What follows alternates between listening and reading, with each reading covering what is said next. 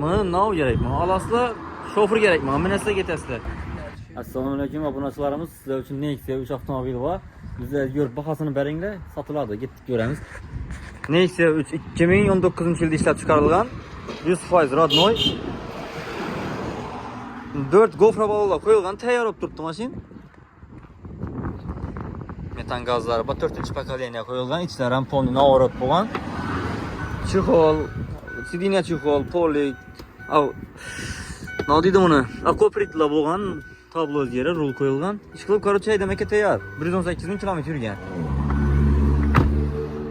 Mana nav kerakmi? Alasizlar, şoför kerakmi? Minasizlar ketasizlar. Tak, mashinning bahosini keladigan bo'lsak, mashinning bahosi 110 million betadan bahosi.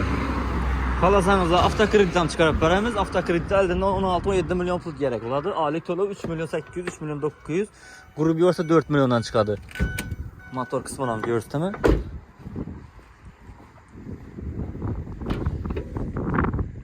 Pokoleniya metan gazlari bor. Tayyor bo'lib turibdi mashina.